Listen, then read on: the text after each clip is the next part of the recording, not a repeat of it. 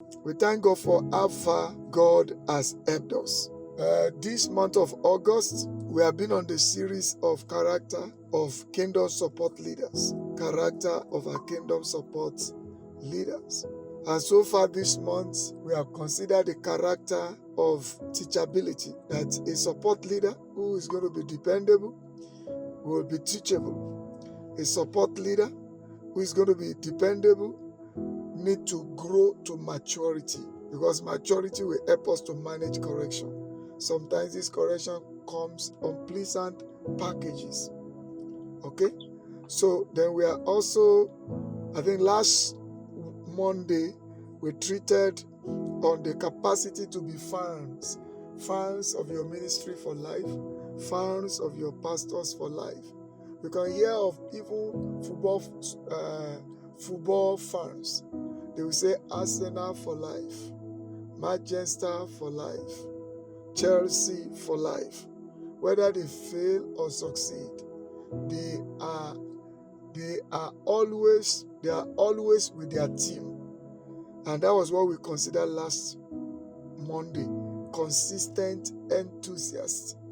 People that remain enthusiastic with their church, with their ministry, with their pastor, irrespective of challenges.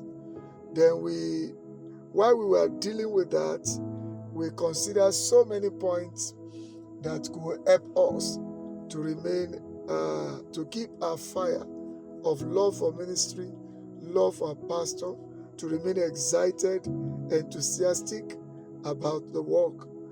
Okay, today we are making another step forward with the subject, the mark of a dependable finisher.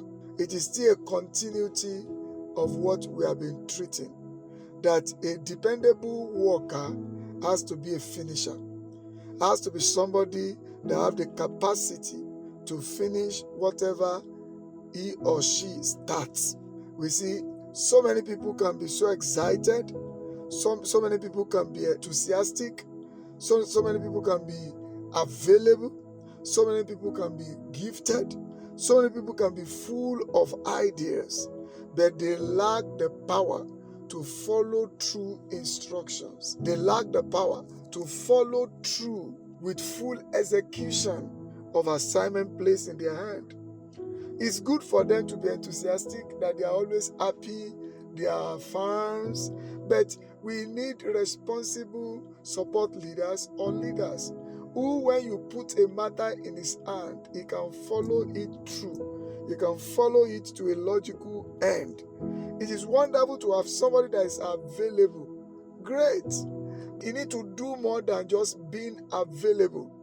He should be able to build up capacity, to be trusted with responsibility, that if you put this thing in his hand, you put it in her hand, she's going to follow it through. So this is what we are looking at tonight. We don't want to build around our ministry. We don't want to build around our life as a leader.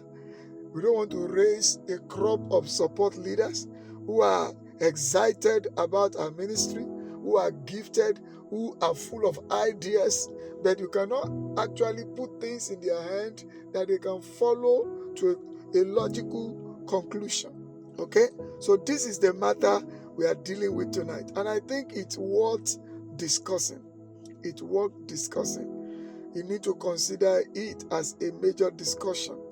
All right? That we build people around us who can follow responsibility through. Every strong and upgoing ministry are surrounded by people who can be trusted with responsibility, who can follow through to a wonderful completion. Somebody said, starting is exciting, but finishing is faithful. The person says, starting is exciting, finishing is faithful. So we are gunning after faithful support leaders who eyes is going to be on finishing the assignments placed in their hands, and they want to finish it as it is expected. In Philippians chapter 1 and verse number 6, being confident of this very thing, that he which had begun a good work in you will perform it unto the day of Jesus Christ. We are supposed to be like our Father. Our Father, our God, is a finisher. And Paul was testifying of his knowledge of God's operation, that he is very confident of this very thing, that if God starts a thing, he will finish it. He will perform it.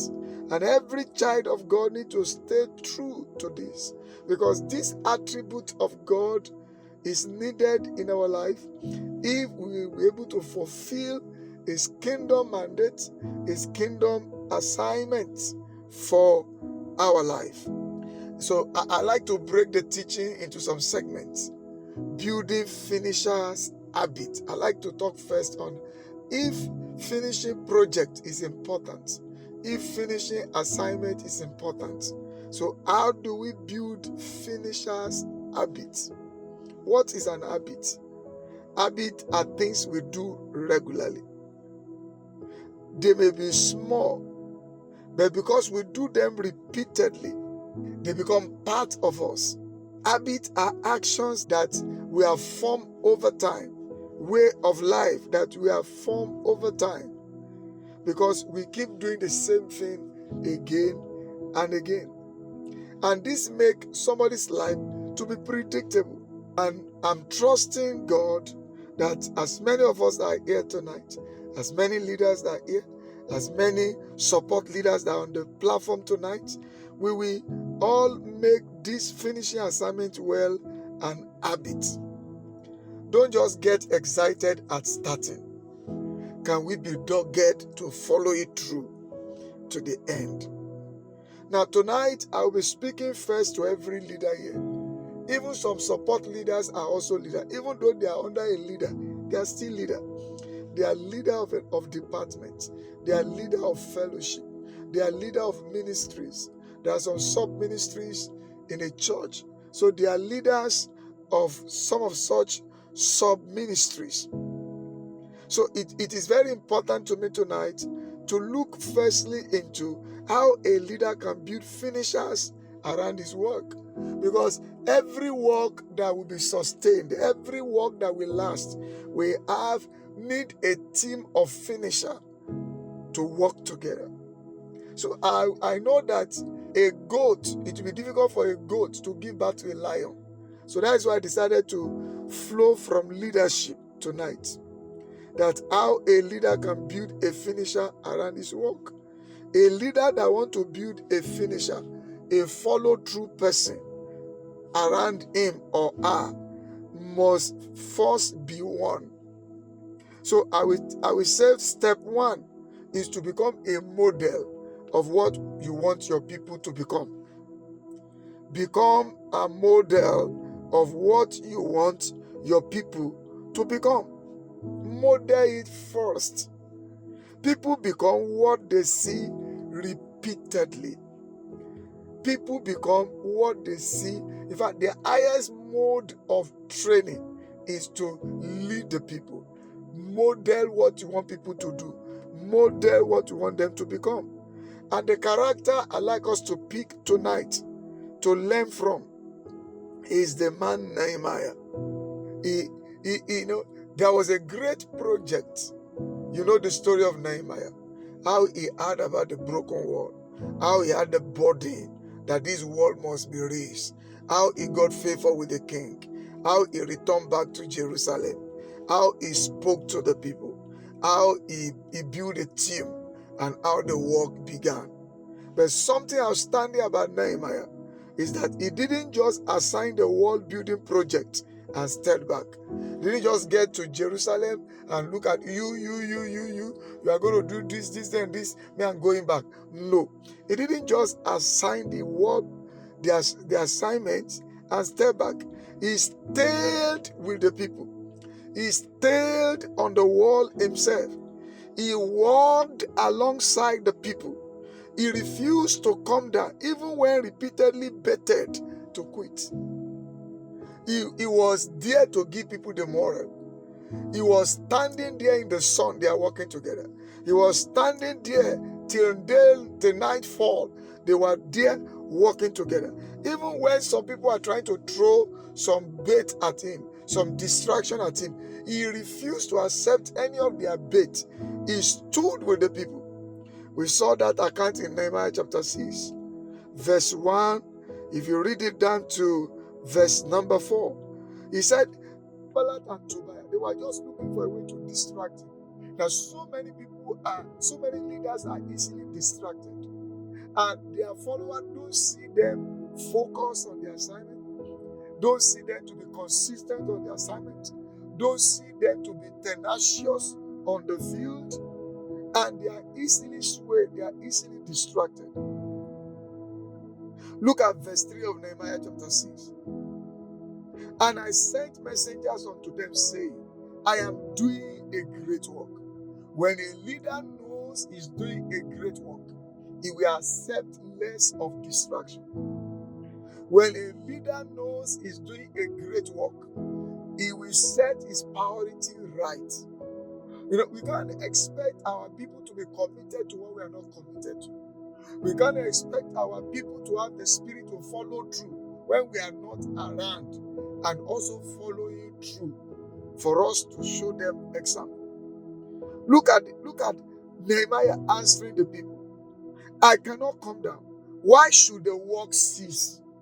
I know if I come down, I have tempted my people. If I come down, my people may lose the morale to continue. So why should I come down and the work will cease? Why I leave it and come down to you? Look at verse 4. He said, these people will not stop, yet they sent unto me 4 times after this sort, and I answered them after the same manner. Can we show our people commitment, a dogged commitment to our responsibility? When we set out a goal, can we also doggedly, thoroughly follow the goal to the set conclusion, so that the people will know that this is the standard of operation in this ministry? Let leadership learn to be more present. Let leadership learn to be more focused. Let leadership learn to be more visible, not just giving directive. So if we are going to build follow-through support leaders who start what they finish, we have to model leadership that starts something and finish it to the people. So step number 2 is that when we are assigning work to our people, can we assign work with details? Give a clear finishing line. Let the picture be so clear, so that when people are working and they get to done and they get to the finishing line, they will know we have reached the finishing line. Because when you are giving them the assignment, you gave out the assignment in details. I've seen people around me sometimes that they only talk blah blah blah blah blah, and they think that they have given out an assignment. The assignment lack details. The assignment lack direction. People does not know what is the length, the breadth of this assignment. Define what done looks like before you hand over the work to the people. That was what we saw in the life of Nehemiah. Nehemiah divided and defined assignment to details for everyone to work, family by family, tribe by tribe.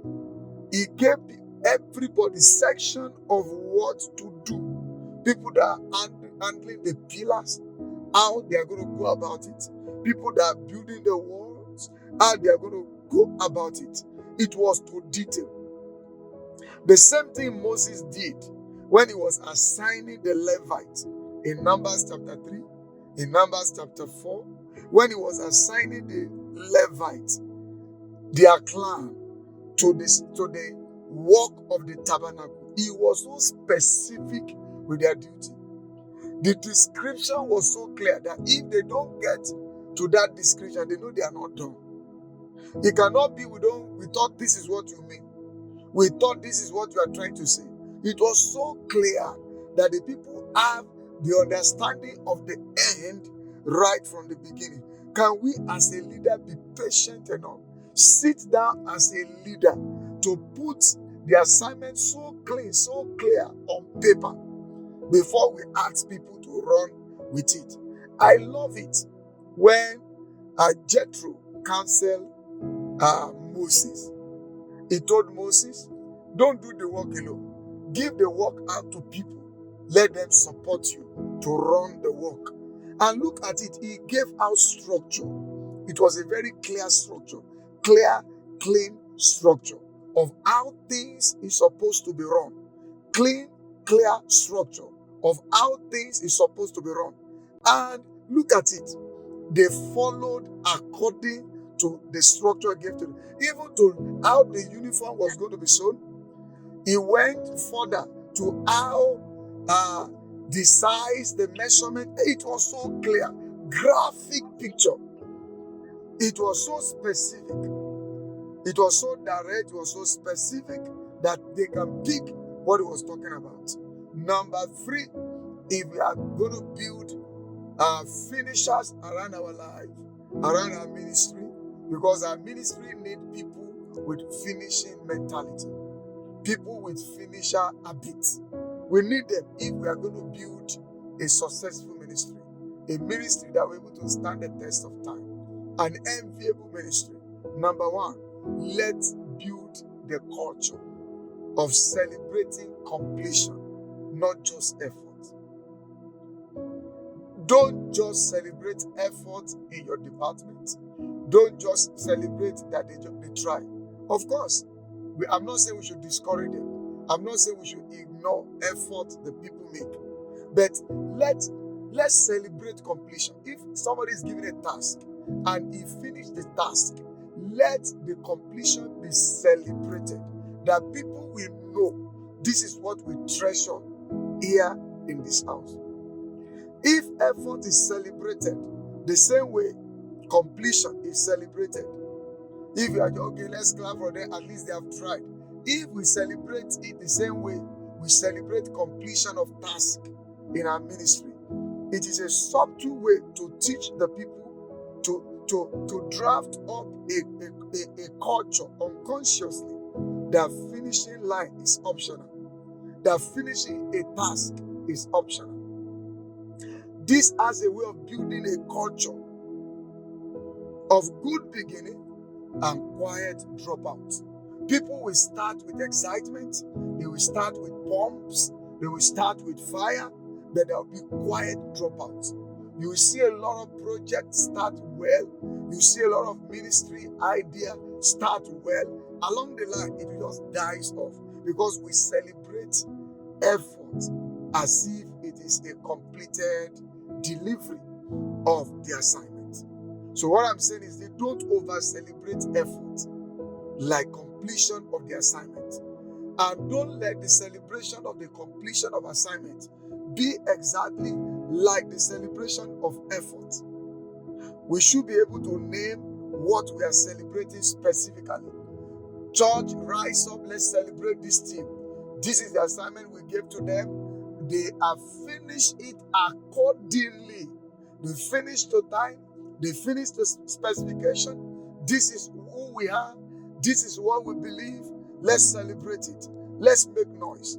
Okay? So we should be specific about what we are celebrating in the church, in the ministry, in the fellowship, in the department. Be specific about what we are celebrating. Otherwise, we begin to build a silent culture of everything goes. Celebrate completion publicly, not privately. We saw it in the book of Numbers. I saw it in the book of Nehemiah, chapter 12, verse 27. That when the wall was finished, the building of the wall was completed, there was a dedication. The dedication was powerfully prepared for. And at the dedication of the wall, they brought the Levites out from all their places. They bring them to Jerusalem. for the dedication. There was gladness, there was excitement in the house. They brought singers, they brought instrumentalists. Okay? In verse 43, they also offer great sacrifice. Let's celebrate completion of assignment. Most especially, people that follow through assignment should be celebrated sacrificially. They should be celebrated remarkably. They should be celebrated with pomps. People should begin to wonder, what are they really celebrating? No, let people know we celebrate completion of assignments. The children rejoice, everybody rejoice. And you see, the joy, the celebration was far off. When assignment is given to people in church, they finish the assignment, don't just clap quietly and thank God. Let's bring it to the public. Celebrate it. In fact, over-celebrate it. Pump it. Pump it. Pump it. Because we are setting a culture that we celebrate completion in this church. We don't just celebrate good starter. We don't just celebrate people that are assignment, people that are excited about starting and they cannot finish. We celebrate people that are excited about starting and they were dogged to follow through to finishing line. Despite opposition challenges, we celebrate it. We make noise about it. Number 4, on how do we build finishers around our life and ministry as a leader is by addressing unfinished work directly and graciously. We should not shy away from unfinished work. Unfinished work that goes unaddressed doesn't just disappear. It teaches silently. Unfinished task is acceptable here. Unfinished work that we fail to address, they don't disappear because there are so many unfinished projects in our church. There are so many unfinished assignments. Every other person knows that the assignment is given to so person and the assignment is not completed. And as a pastor, we try to look away from it. No. I think we need to pray for grace to address unfinished work so that it does not become a norm. It doesn't begin to teach culture that we never intended. Because if I know somebody is wondering, if we address it too harshly or wrongly, it teaches another thing. I'm not saying we should attack people. I'm not saying we should fight people. But I'm only saying that we should do the right thing, the right way. The Lord will teach us. He will give us wisdom to do this in Jesus' name. Address unfinished projects soon. Talk about it. Don't shy away from it. Ask people. Don't just assume. Ask people that the work is given to. Sometimes we just assume. Don't assume. Let the people use their mouth to talk. This is the problem.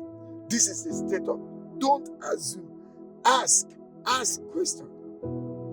And let me warn, I've made this mistake severally, and God has helped me lately. We should try to separate the person from the pattern. It looks like this thing is not working. We give the work to the person, he's not following it through. Address the unfinished task, not the person's character. You see, we should not attack a person. We should address the subject. The subject is the unfinished task. We gave you a work, you did not follow it through. We give this work to your team, you didn't follow it through. Let's, by wisdom, know how to separate person from the assignment we give to them. If you don't do that, we see ourselves calling people names. You are unreliable. You are not dependable. You are this, you are that. That will be very demoralizing. Can we separate the person from the pattern? Can we learn how to address the unfinished task, not the person character? I pray God give us wisdom. This will take a lot of maturity to deal with. It will take a lot of maturity to deal with. Okay. Another point I'd like to raise tonight, if you are going to build finishers around our life, around our ministry, around our work, is that we should learn to create checkpoints. Look at the counsel of Jethro to, excuse me. Look at the counsel of Jethro to Moses. There were checkpoints there. He said, okay, look for men of wisdom, look for men of capacity. Okay, let's appoint some men to be leaders over 100, leaders over 50, over this. He now told them a chain. So somebody will come to the leader of 5. If they cannot handle it, will go to the leader of 10. It's a matter that they cannot handle in their hierarchy. At the end of the hierarchies, they will come to Moses. This is what I want to bring out. So it becomes like there was a system created in that arrangement. Checkpoint. You'll be able to check progress of a matter as the matter proceeds. So we can apply the same thing in our work. We should find a way to be able to follow up people we give work to. A work that is not supervised is a work that we never expect to be done well. We don't just give people work and abandon them. Can we come up with a strategy, a system to follow up the thing? Don't just wait until the deadline. We give you till the end of the month and we just go to sleep and we leave there till the end of the month. So much of time will have been wasted. Can we develop a follow-up system that will not be offensive, that is not going to make people look like you give us work, you are not letting us do? Okay? So God will give us wisdom. For the sake of time, let me raise another point tonight. To be able to raise finishers around us. Make each time we check on people and we see that they are not doing what they are supposed to do, can we help them? Can we refresh the picture of the assignment in their memory? Help them to know what should be the next step and let the next step be clear. We should not just look like a fault finder. We should sit with the team and agree together on what we want done, what the finishing line looks like, and when we expect them to get there. Okay, I think that is very simple, and I think that is clear. This is also very important as a leader. As we make effort, we are trying to push our people with wisdom. We are trying to make them responsible. Let's be careful that we keep relationship intact. We don't correct to lose people. Conversation shouldn't leave the corrected feel condemned. The conversation we have with our people should not leave them feel condemned. In fact, it should leave them feel loved. That daddy or my leader or whoever is saying this to me because the person really loves me. We should create that impression that you want the best from them, that you believe they have capacity to do what you ask them to do, that you believe that they can do more. So it should be more of an encouragement. It should be more of a guidance so that the relationship can be maintained. Look at the relationship of Jesus and the relationship of Jesus and Peter. After several disappointments, Jesus, after resurrection, met them where they were fishing. That was not where he wanted them to be, but that is where they went. Okay? That is where they went. But you remember how Jesus, you can read John chapter 21, verse 15 to 19. Jesus didn't condemn Peter. He just found a way to let him know, what I want you to do, you have drifted away from it. This is not the assignment. Do you love me more than this? He communicated the message until Peter became sober. And you see, we saw that Peter entered into a life of dedication after that encounter, following after his master with all heart, with all strength, with all power. Okay? So, if we can do this, and so many other things, the Spirit of God will lead us and guide us. I believe it will help us to raise good people with finishing mentality in our hearts. Thank you so much tonight. The Lord bless